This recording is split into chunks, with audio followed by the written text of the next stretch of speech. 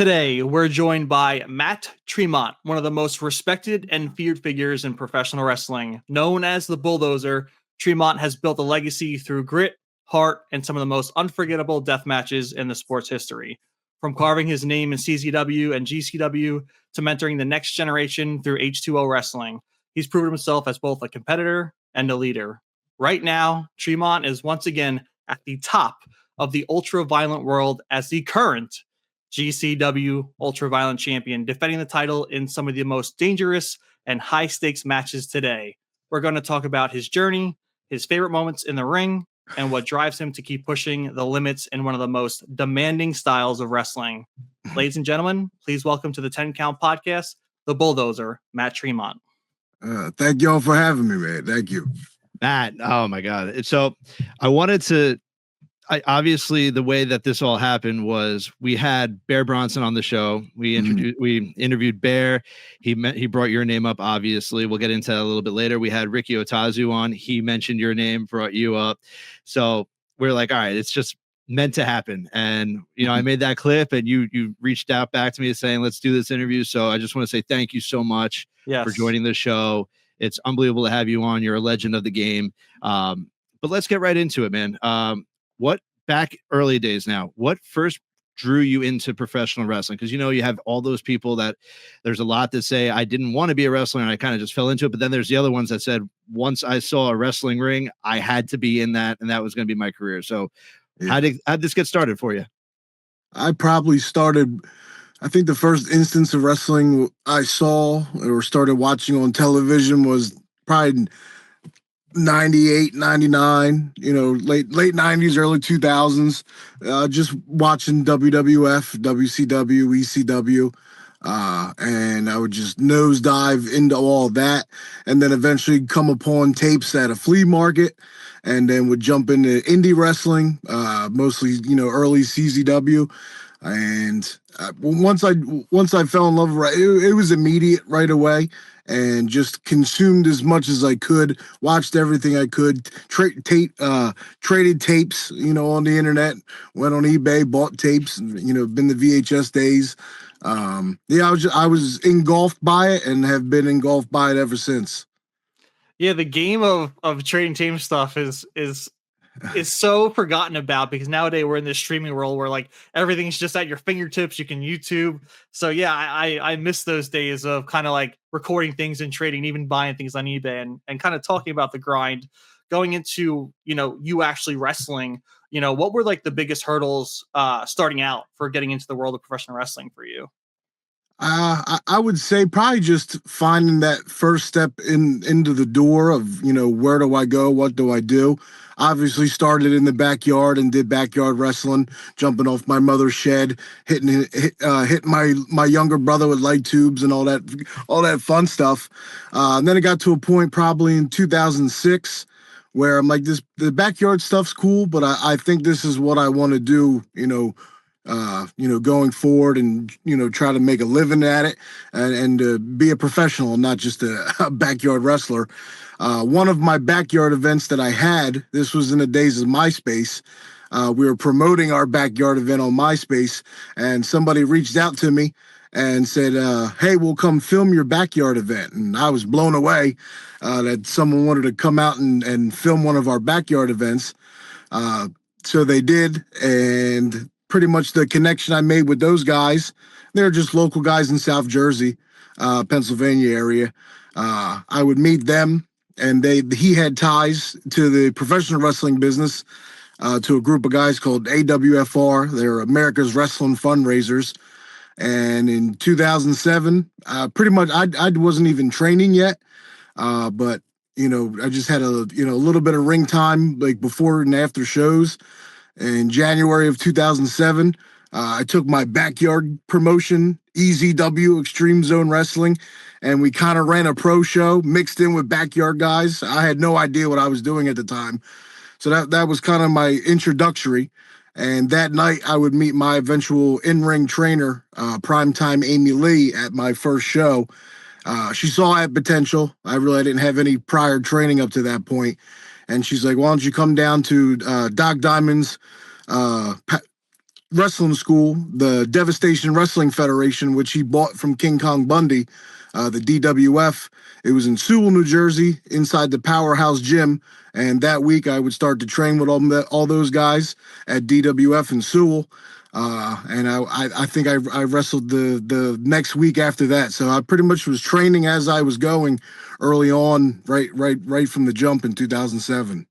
That's amazing. And you just brought me back to even when I was younger, my brother and I, whenever there's a little brother and you're both into wrestling, you get into it. We would take my mom's like camcorder and like put it up on the TV and record ourselves. We'd be taping over our family like memories, and my mom would all of a sudden turn it on to show the family. And there's me hitting my brother over the head with like a plastic garbage can. But yeah, how did so you're training, you're getting into it. Were you always the character Matt Tremont, or did you have a character prior to that, or how did the Matt Tremont character come about?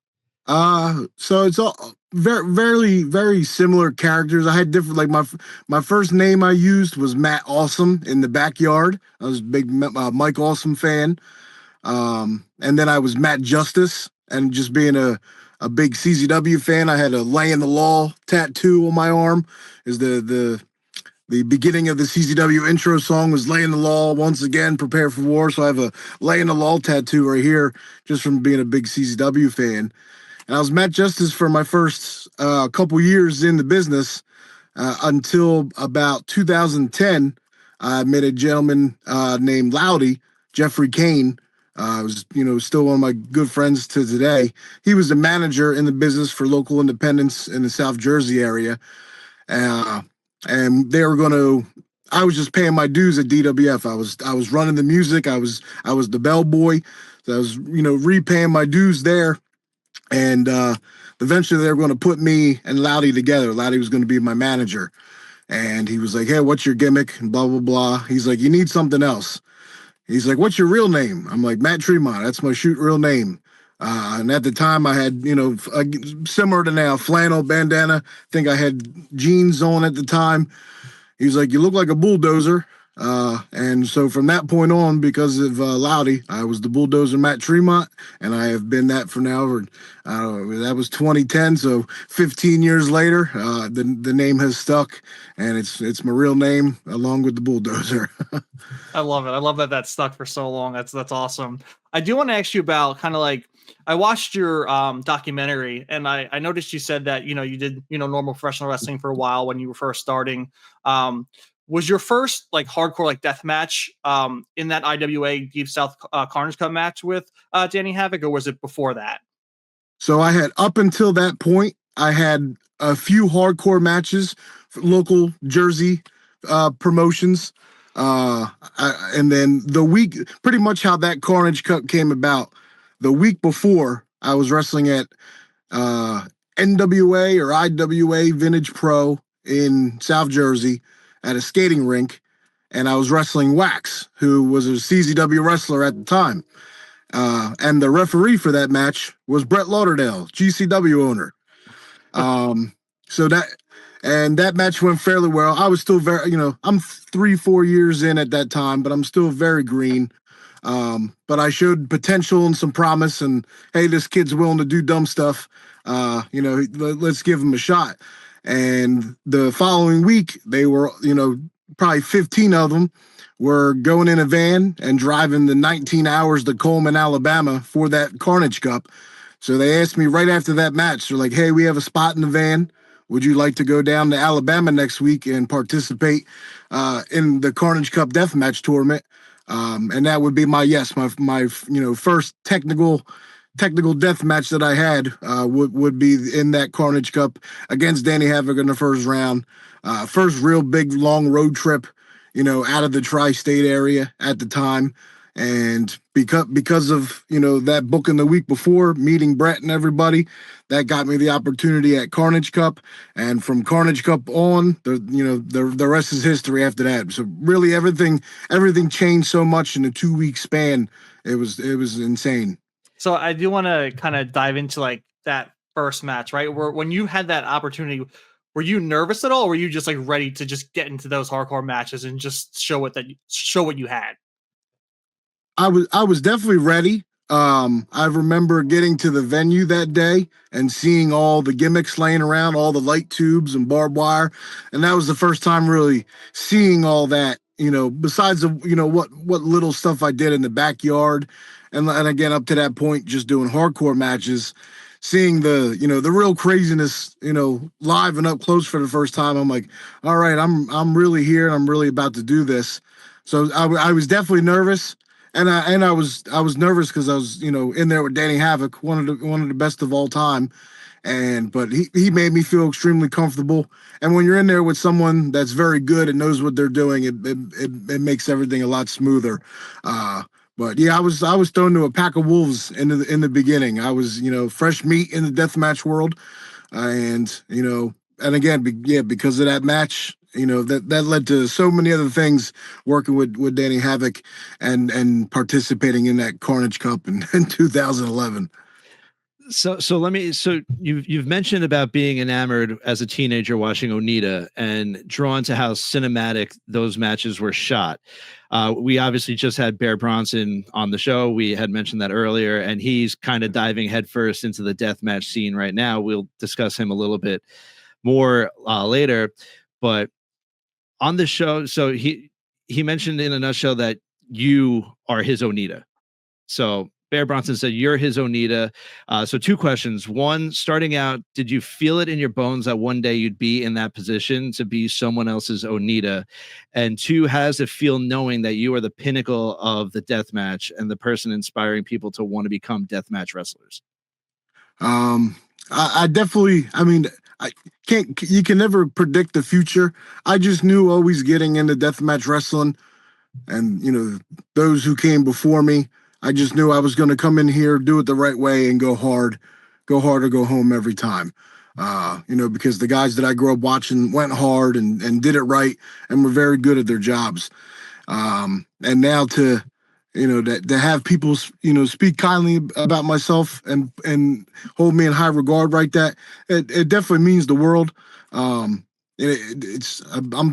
37 but I feel I've been in the wrestling business, basically since I was 18 years old.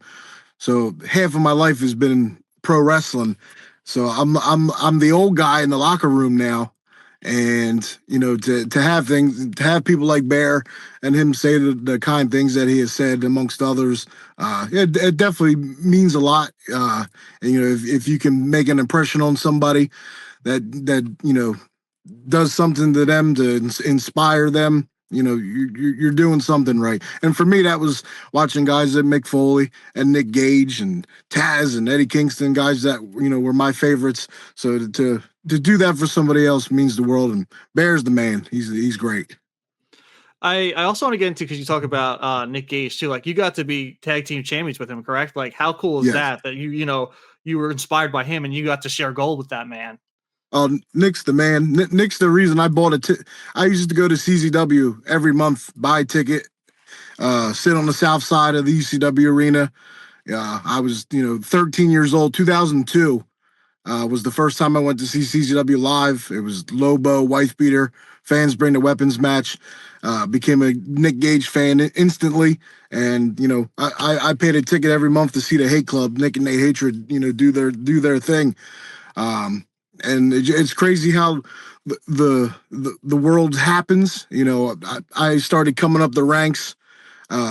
Nick wasn't around for a while, and then I slowly made my name, and then Nick came back, and then me and him had 3 big matches, in 2017, and then we tag team goal. So, to grow up, idolizing a guy is Nick Gage in the ring, and then to be able to work with him, share a locker room with him, win tag team gold in the main event of the first real big GCW pay-per-view against the Briscoes. So, fairy tale stuff. And it just, it very, very cool at the end of the day, and very, very fortunate I've been able to do the things that I've been, fortunate enough to do in wrestling. That's one of them.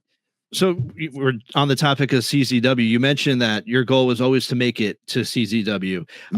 You've done that and a hell of a lot more, Matt Tremont. What would you say are your top highlights, or maybe top 3 highlights of your career? And do you have like a favorite death match that you've been a part of? Oh man. There's a lot of recent stuff on my mind just because it's been recent, being, pretty much full time again in this last year with GCW. But if I can look back, I mean, definitely the first real big angle and storyline I was in at CZW was, the young up and coming kid against the big evil boss in DJ Hyde, and in 2012, and we had 3 matches spread out throughout that year that ultimately, cultivated to the Cage of Death. I think Cage of Death 14. That was, that whole angle made me a made man in front of the eyes at CZW. So any of those 3 matches that I had against DJ, the trilogy of matches that I had with Nick at GCW in 2017, any of the stuff I did with Onita, whether it was in Japan or here in America, I think those cultivation of matches and stories, I think are, the memorable ones that people remember, that really, elevated me each time, got my name out there a little bit more, and cemented whatever, people look at as legacy or anything like that.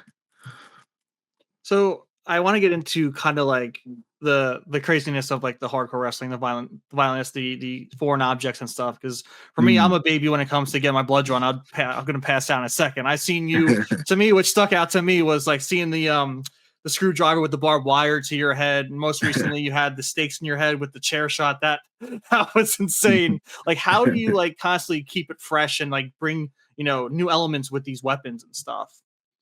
Yeah, I mean, after doing it for so long, and the genre's been out there in front of people's eyes for so long, it's definitely hard to keep doing gruesome things that haven't been done before.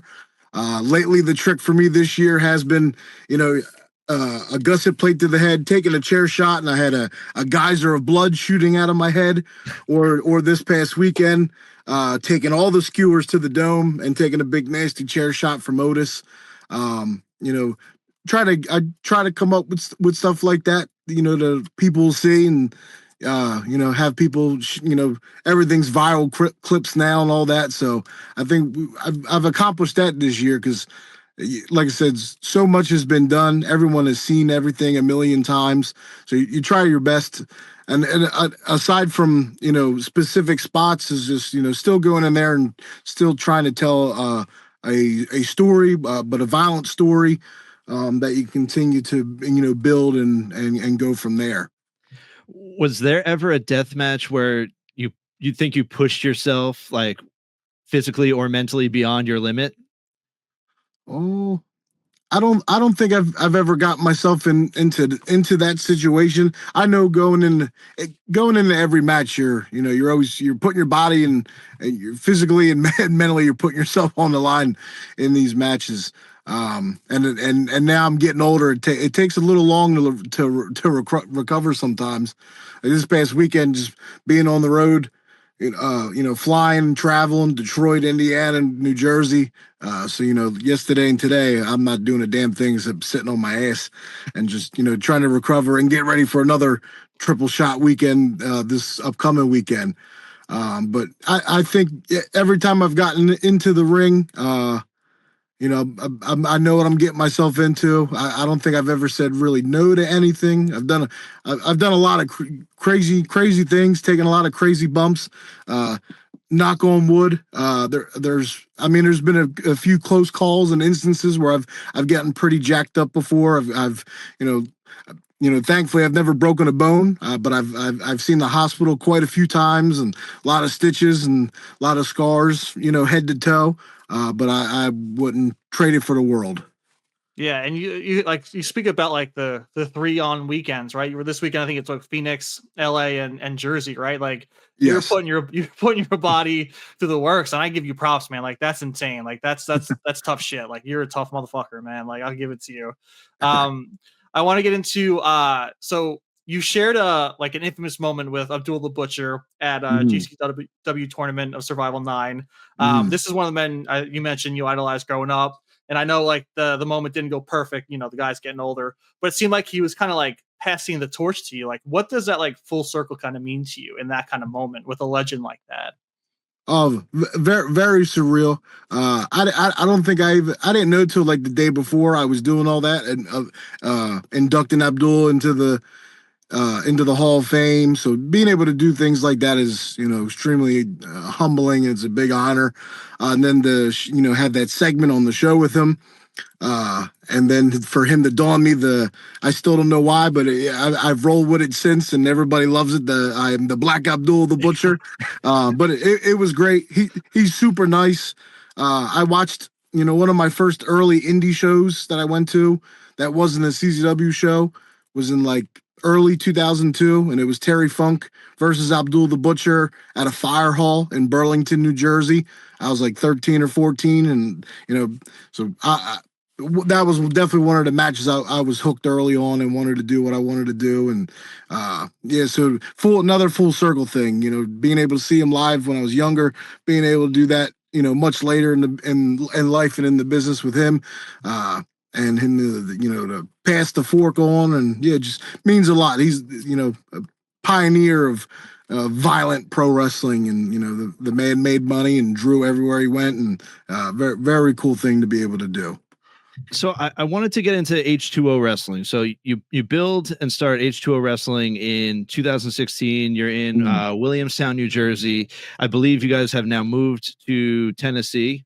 So what inspired you to start H2O? Let me see if I can get some better light. There we go. So in 2016, at the time, I was CZW champion, still, wrestling full time. I also opened a wrestling collectible store at the Berlin Flea Market. So I had my hands in a lot of things. And when I got into the business, one of the things I always wanted to do was to run my own promotion, to be a booker. And when H2O started, we were just renting the building in Williamstown. It was originally the OTW arena that was run by Jim Molyneux, former ECW referee. So I would rent the building from him. And then I got a call one day that Jim no longer wanted to operate OTW out of that building and was trying to slow down a little bit. So I got the offer to take over that building and move in full time. So H2O went from a part-time promotion for just all my buddies to hang out at and have fun with. They're just fun shows to do every 3, 4, or 5 months, and then all that got thrown into my lap, and to become a full-time wrestling promotion wasn't on my plans to do, but once that started, I was like, oh man, this is something I now have to, now it's not just running wrestling shows, this is a full-time business. So once we moved into the building, I knew we had to open up a school, and run shows, rent the building out, just, to keep the lights on. So that was a venture in itself. And then, and I never really had any ideas or inklings to open a school. At first it was a financial thing. We need to, get money in here. So like I said, we can keep the lights on. And then once we opened the school, we had so many kids come in and out of it. And, Marcus Mathers, he's one of my students, Austin Luke, Declan Grant and so many others. And it became a very rewarding thing, being able to, train the younger generation and see how they progress and do their things. And a lot of them now, are on their own and doing great things, in all over the independent scene. Mm-hmm. Yeah, and I love that they continue to pay their like tuition, during COVID. You mentioned that like, to help keep that building running. And it shows it's a testament to you and the character you are. I mean, you say that, Danny Havoc kind of got you elevated and Rickey Shane Page, says you're the one that elevated him into these heights in hardcore wrestling. So it's just like a testament to you, man. Like I love seeing your work. I love how you always uplift people and you're ready to like push people forward. It's really cool. I kind of want to go into a little bit of you coming out of retirement a little bit because Rickey Shane Page, retired you briefly in 2020 in October. So you come back. I think it was with Onita, right? At one of your events at H2O. Was that correct? Yes, sir.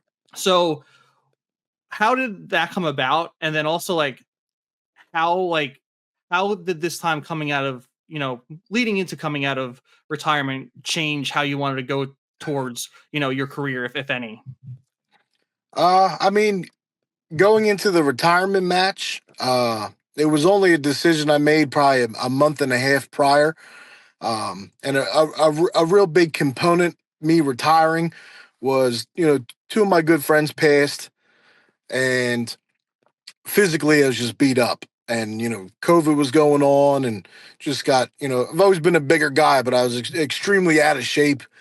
And it was probably at my heaviest at the time. I just wasn't good mentally and physically. And I'm like, I really needed a break. And when Grant passed away, that was like my big brother. So it was just, it was the right time to walk away. And I could put more time and attention behind the scenes into H2O and training everybody. So that was a big component, why I did what I did at the time. And then probably that was October 2020. And then I remember getting a phone call from Mr. Onita probably about 6 months later. So I'm well into my retirement. So this is probably springtime the following year. I'm retired. I have no plans of coming back or anything. And I get a phone call from him about, doing something maybe later that year. And then everything came to fruition. And a year later, I came out of retirement and wrestled Onita and got blown up and lit on fire in a baseball stadium. So let me ask you. So coming out of retirement, what was different that time? Because it seemed like you were on an absolute mission. You made PWI's top 500 in both 2023 and 2024. So it just seemed like we had this motivated bulldozer Matt Tremont coming back out of retirement. Yeah, I mean, I definitely I felt good. I was better mentally, better physically, and a year off just helped. Because up to that point, from 2011 to 2020, almost 10 years went hard and was traveling everywhere. And sometimes all the big bumps and craziness catches up with you. So the break was needed. So when I came back, I was just fresh and felt good. And there was a lot of different and real good talent to work with. And I was able to, build my name up. And when I came back, I was, happy it was still relevant and people wanted to see me. And I really learned a lot in that year off and was able to just watch a lot of things and really see how I was going to work and what I was going to do once I came back. And yeah, the first year or two back, really ever since, I feel like the best version of myself has been once I came back from retirement. I think in my body of work from 2021 till now, has been some of my best stuff in my 18 years in the wrestling business. Yeah, 100%. And it shows because you are the current, GCW UltraViolent Champion. You won that back in January. How do you feel like with this run as champ? Oh, it's everything right now. For me, as long as I've been around, as long as I've been with GCW, even in my time with GCW, pretty much after the Howell, New Jersey days at Game Changer World, I really was never full time with GCW because I had H2O, and a lot of my time and effort went into my my H2O and running the school. I was still wrestling for GCW, CZW, and other independents, but I kind of always put my own career on the back burner to all that. And so I was never really full time with GCW. Even after all these years and the 10 years they've been around, this year is my first real full time run, with the promotion that is a full time wrestling company that's running multiple times a week every month. So this has been, my busiest year in years, and it's really, reinvigorated me, and traveling a lot again. It's been a lot of fun. It's probably been my most funnest year I've had in my career, pretty much since I won the belt in January, and then once I closed H2O in March, and moved and have just been full time with GCW since March. It's been great. Traveling with the GCW crew, defending the belt against all comers. It's really been my favorite time and run that I've had in my career thus far. And now I'd be remiss. The Bear Bronson match, he's from Long Island, where we're from. We had him on, like I said, you're his Onita, and he said that he could not wait for this match against you. Obviously, this is after you guys had the stare down, and then obviously it was going to be announced that you guys were going to have that match at Homecoming Night 2. And I'm on the record on this podcast saying that there was 3 major shows being ran that weekend. There was a WWE event, there was an AEW event, and there was a GCW event. And I am on record saying the match that I am looking forward to the most all weekend, Bear Bronson, Matt Tremont. And my God, did you guys fucking deliver. The storytelling was incredible. Everything head to toe was absolutely picture perfect in that match. Can you just tell me what was going through, like, day of, like, because obviously you fought the night before too, so what was going through your minds, getting ready for that match with Bear Bronson that turned into such a spectacular match? So the Sunday shows at the Showboat have always kind of been the big matches for me over the last couple years there for GCW when we're at the Showboat and in the terminal. And Saturday's always the big day, so I feel like sometimes the energy will come down a little bit on Sunday. So, wanted to keep that up and keep that going after a great event that they had the night before and always do on Saturdays. So still want to, step up our game on Sunday and, close the weekend off on a good note. But, it's everything, like I always get to the shows early. I never really get in the ring or anything like that. On this day, I remember getting up super early. Well, I was already up early because I drew out a match schematic and blueprint on the back of a Lay's potato chips box because I was up at like 3 o'clock in the morning in the hotel, just excited, couldn't sleep. Drew some ideas out, as far as where to set up the gimmicks and everything. And then once I got down there, just sat in the ring, stretched a little bit and waited for Bear to come down. And we, started talking and, vibing and putting things together.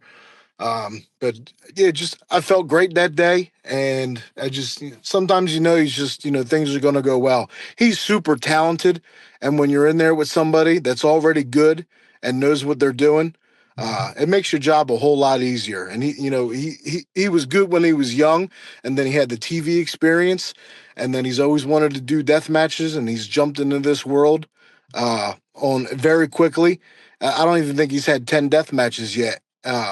And he's done fantastic, and we meshed well. We had great chemistry in there. I don't even think we really talked to each other at all during the match. Just that, it was just, movements and just everything went great. It couldn't have went any better. I was extremely happy with it. Extremely happy with his performance and mine. And, yeah, he's the man. It went great. And for the response that it got as well, was very happy about it. It was definitely the biggest response that I've seen after a match that I've had in some time. It reminded me a lot of the old days. It was either, after a match with Nick or somebody else, but the match got a lot of big hype, and I felt like we lived up to the hype. Everybody enjoyed it. We both enjoyed it, and we came out unscathed, so we can go home to our families at the end of the day. Beaten up and tired, but it's the name of the game when you do deathmatch wrestling. And that finish was awesome too. And with to put him through that I don't know what the concoction was, and then to do the splash on top of him was freaking perfection. So I kind of want to lead into it, kind of like guides into my question is, how important is storytelling when you're doing a death match in wrestling? Can the violence carry a match alone, or is the narrative super important for this? I think definitely both, because you know, a lot of times you don't you don't have the time and investment for long term and storylines and programs, and then sometimes you do. And when we're able to do that, I think there's definitely a benefit, from having those builds. And it was a short build. I mean, he's come right in and made a name for himself.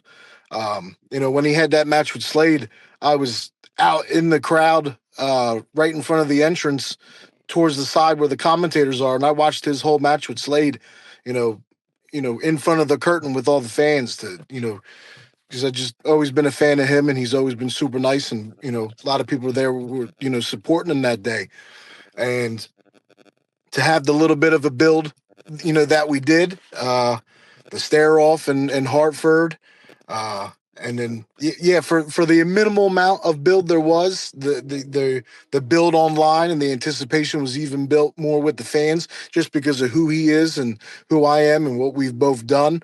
And it just, cultivated into something great. And it's definitely one of my, favorite matches that I've had. But if you can do the violence and have the story and mesh both, it can be a beautiful artistic, bloody canvas that you can paint together with each other. So, of all your matches, and speaking of the storytelling, was there any match that carried the most emotional weight? Like, would it be that trilogy with Nick Gage, or like what was there? What pretty much held the most emotional weight for you, match wise? Oh, I think definitely early on was the Nick ones, because there was so much anticipation for those matches, from the fans, and myself, because I was a kid on the other side of the guardrail that wanted to wrestle Nick Gage his whole life, watching him, and then we were finally able to do those matches, and we had those trilogy of matches, that people still talk about today, which is very cool to hear. Um, and then yeah, probably the one with Bear, that was probably the most emotional. I think because of how emotional he was before and after, going into it and post match, that definitely got me. It just, because of how much it meant to him, it meant that much more to me. For him to care about it so much and looking forward to working with me. A lot of times I don't look or feel that about that way about myself. So for somebody else to really be gung ho to get in the ring with me and go in there and tell a good violent story, means the world. He's a class act, and he's going to have a great long career, and I wish him nothing but the best. And having that match with him, does a lot for me too. Keeps me relevant, shows that I can still go. And we told a great story. And then sum that match and that story up pretty quick. In just a couple words, he's a killer and I'm a survivor. And I feel like we told that story. I think you did too. It's just it's cool to kind of go in the internet route, the social media route, like you said. Viralness, you mentioned that earlier. It's cool, like especially nowadays with social media. Me and Justin talk about this all the time on the podcast. Like, we love social media, especially when professional wrestlers can really show off a bit, either with doing like side gimmicky things, or like you said, like the viralness of some of the violent things. I think it's awesome because I feel like that viralness, especially in some of the intense moments in these matches with some crazy weapons and stuff, can really set you guys over the top. So I think that's cool that you guys have this tool that can be that shock value, but also bring more fans in, because they're like, holy shit, what did this guy just take? It's just really freaking cool. Oh, 110%. The amount of comments and views that I see that these clips, the deathmatch stuff, gets on Instagram and stuff like that is crazy. I mean, when I took the gusset headshot and my head exploded with like a geyser of blood from John Wayne Murdoch from the Texas show, it got like 5 million views.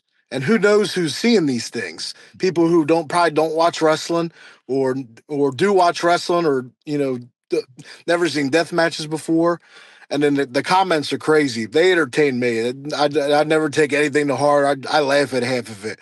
But yeah, it's great. It's a great, free promotional tool, for the promotions and for the wrestlers to, get themselves out there in some way, shape, or form in whatever they're doing.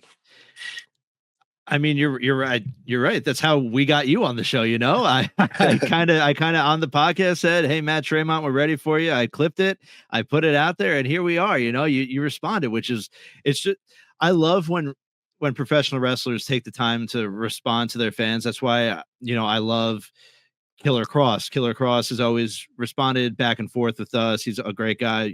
Bear, yourself. There's been a few that really take the time to watch what, Ty and myself are putting out there. And it really means a lot to us as well. But I want to ask you, are there any matches or rivalries that you haven't had yet that you're still itching to get to?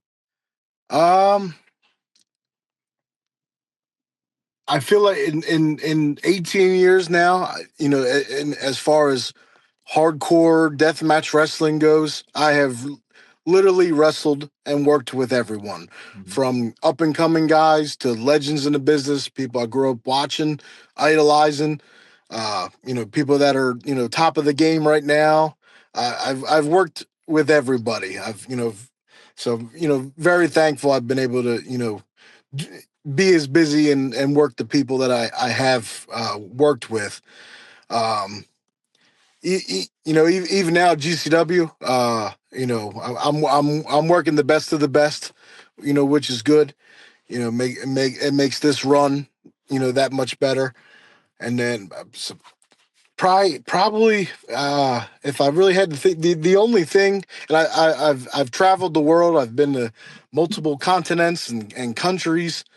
And really the only thing that I guess I would like to do and haven't done is do something on television. And whether it's AEW or TNA, I don't think I fit the WWE mold at all, as far because at the end of the day, I mean, they look at deathmatch wrestling or deathmatch wrestlers. They can't wrestle. But if you go back and watch my IWTV world title run, I wrestled some of the best wrestlers in the business and wrestled. But at the end of the day, I've built my name, and my bread and butter is hardcore deathmatch wrestling. People pay to see me bleed and do craziness. So like, maybe AEW one day. Darby Allin. I've never wrestled John Moxley. So that's a goal. If it happens, it happens. If not, all good. I've been very blessed to have been able to do this for the amount of time that I've been able to do it and do the things I've been able to do. So if there's one thing left to do, it might be something like that. But right now, just happy and focused with just working full time with GCW, defending this UltraViolent title, and getting out there and staying busy. I mean, hell, Nick Gage was on AEW against Chris Jericho. So, I mean, anything can happen, I'm fingers are crossed for that one. I would love to see you in AEW going up against Moxley or Darby. My God. And talk about also, you defend the championship. Like, you defend that thing how many times a weekend? 2 times a weekend? Like, talk about fighting champ, man. Like, you were putting that title on the line and the stakes every freaking week, multiple times. Like, it's awesome to see. It's been cool. Like I said, it's been great, a great run traveling with GCW this year, and going to all these places, defending the belt against all a lot of top guys in the business, and for my old ass now, so it's just keeping at the grind and keep doing this thing as long as I can. I got me and Bear going to tag this Friday. So we beat the shit out of each other. Now we're going to tag, which is nice. On Friday in Arizona. Then I got I'll defend the belt the next day against Dr. Redacted in LA, and then fly right Asbury Park, and I'm gonna wrestle one of the best hybrid guys in the business in Adam Priest on Sunday at Jersey Championship Wrestling. So yeah, another just full weekend of working a lot of great talent and a lot of travel, but yeah, just wasn't changing for the world.